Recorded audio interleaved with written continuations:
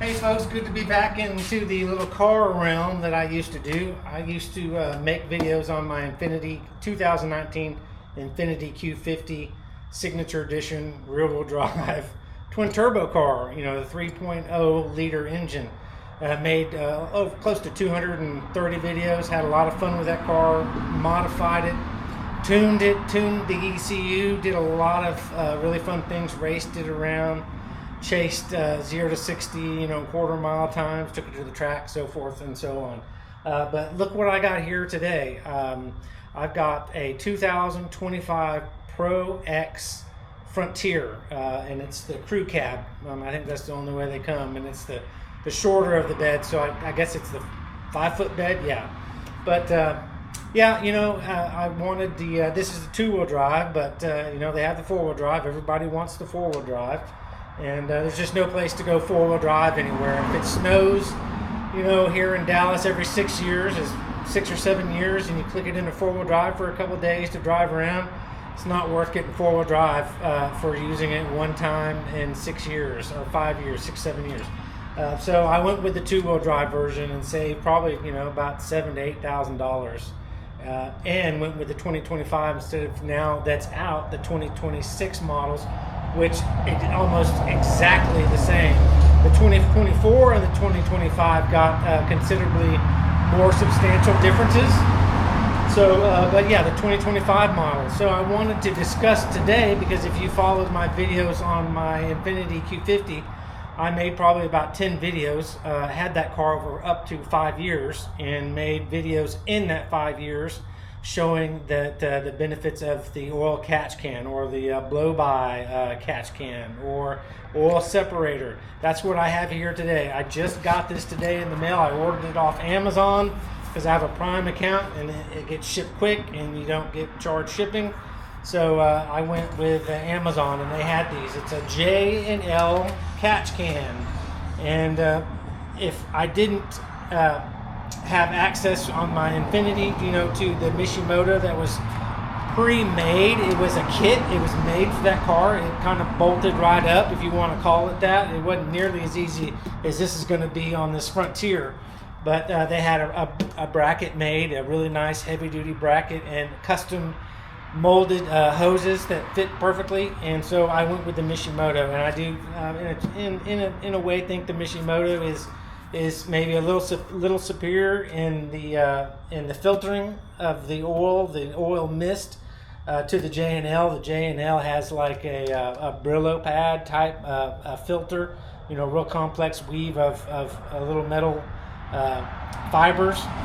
But the Mishimoto had an actual filter. It had a 50 micron filter. So, I just think, always that's gonna be a better filter than what this does. And this relies on gravity to drop it down into the can.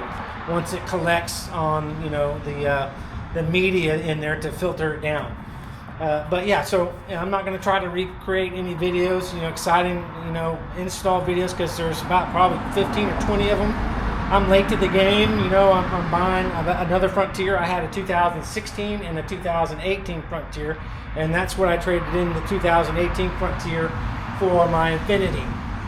But yeah, so we're going to, I'm going to show you this real quick. I mean, you can see it on other videos, but yep, you're going to see it here. I already opened it, but I just got it today. I got it about an hour ago. Let me open the hood up too. This truck is brand new. It had 6 miles on it, and I got about 85 miles on it right now. I don't even know how to open the hood. And the nice thing is, it's got hood struts, like my Infiniti Q50 did. A lot of the trucks that are $45,000 to $50,000 or $55,000, they have the crappy hood strut that you got to put up there. The hood doesn't open up terribly far, but since it's a little bit taller, it's a Pro 4, so it stands a little bit taller than your normal Frontiers. It's got bigger, I think 32-inch tall Meteor off-road tires with really cool off-road type wheels. But yeah, the hood does not open up real tall. That's kind of weird seeing it's stacked down kind of close. But yep, let's pull this out. I'm going to be making some videos because as I do things to the truck, you might as well make a video and post them, and maybe some people will be interested and follow my content. It's basically, you know, just an oil separator catch can. It separates the oil from the air that's going, that's being taken out through the emission system, and contains gas and contains moisture vapor and chemicals from the combustion process in the crankcase, and that's got to be vented somewhere. And the world doesn't want things like that vented to our atmosphere. So the thinking of that with the emissions is plumb that crankcase vent, you know, buildup of air pressure, vent that back into the cylinder, goes back into the intake tract into the cylinder, and send it in and have it burnt up again. You know, in the combustion process. And the negatives of that is, depending on if you have a direct injection engine or a port injection engine, or you have an engine that has both of those means of putting gas into the combustion cylinder chamber so that it burns.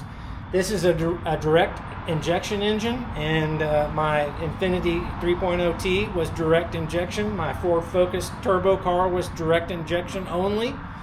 And that's where this gets bad quickly, is for direct injection, because the oil vapor with the you know, oil mist in it that's super heated up, super hot, probably, you know, 340 degrees, and the moisture in there, you know, condensation, and again the caustic chemicals of the combustion process going back in to the intake valves. And the intake valves are very important to have clean intake valves.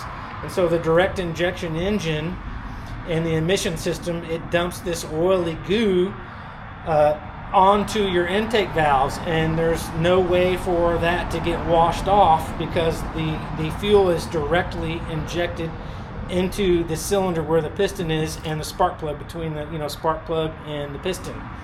And so your intake valves get dirty, and over, you know, as little as 10,000 miles, your intake valves will become really crusty and really gooey.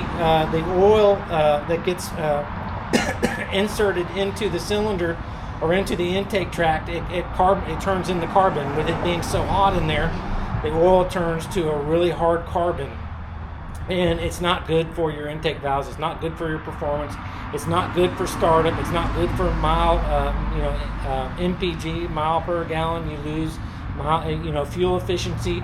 The engine runs rougher. So you want to put this on a vehicle as soon as you get the vehicle. People ask me all the time from my Infiniti Q50 videos, hey, is it worth me, you know, with 30,000 miles on my car, spending $250 to get the Mishimoto oil catch can? I'm like, no, not as much, because it only takes about 10,000 miles, 10 to 12,000 miles to really gum up your intake valves.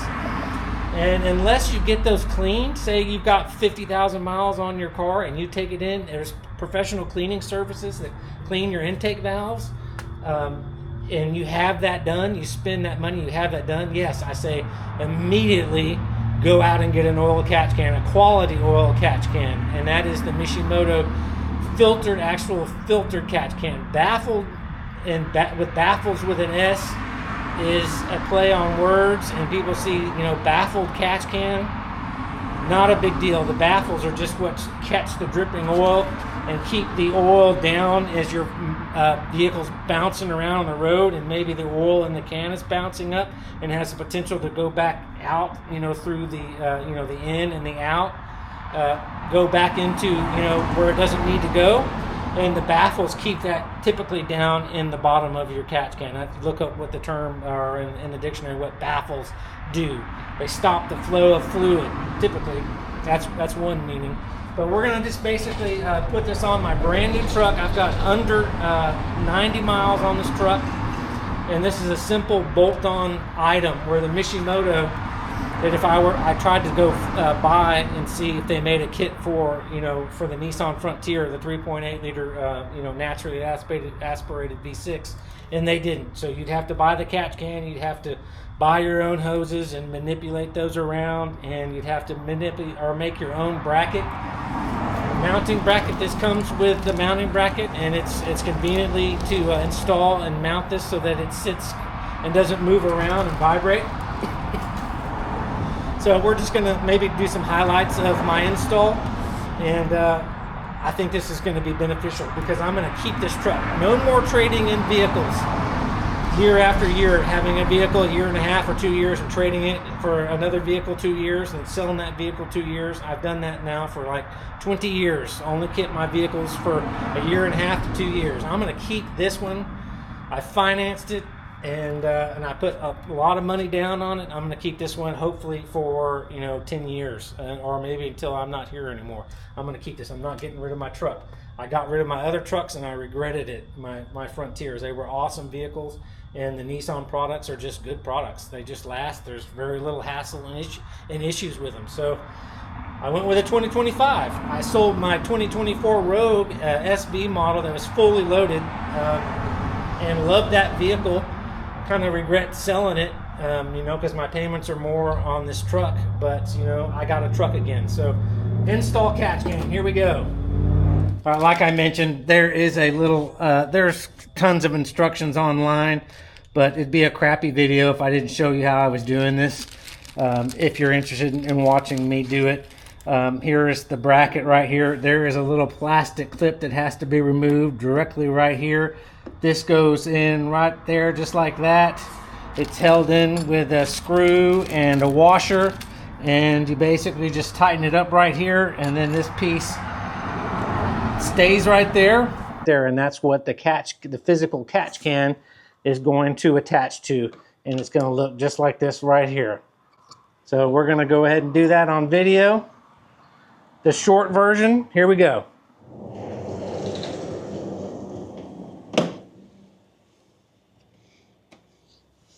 All right, just like the little plastic clip. It's just hard to get to because there's not a lot of clearance right there.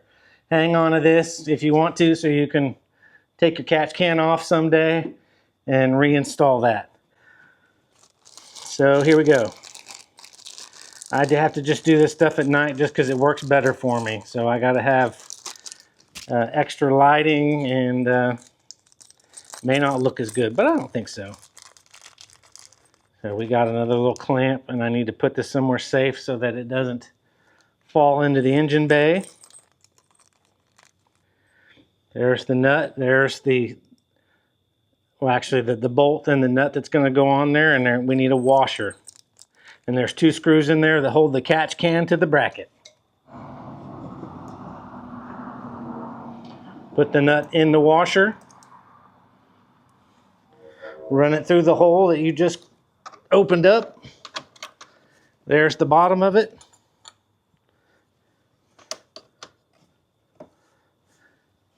Might be good if you had 3 hands.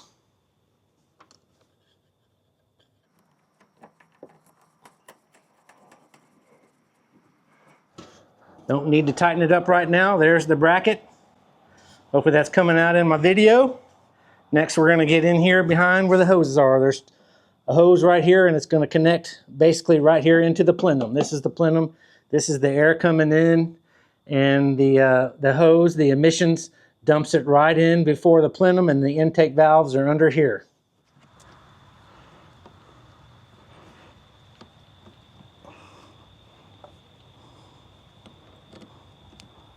Hey, I'm not gonna lie, this is pretty expensive for what it is, but to make that yourself, you wouldn't be able to make it for the $165.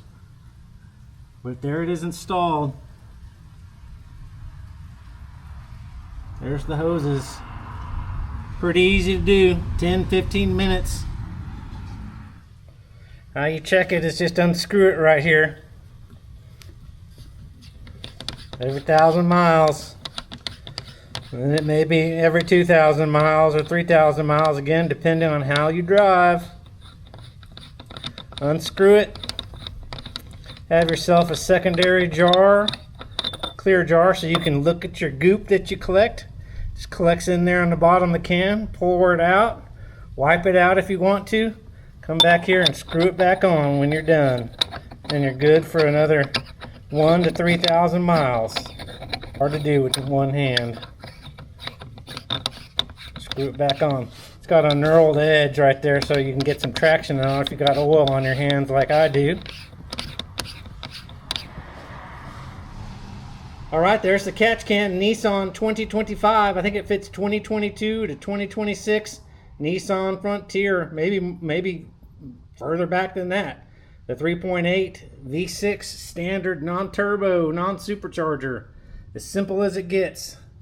Oil catch can, or what J and L says, oil separator.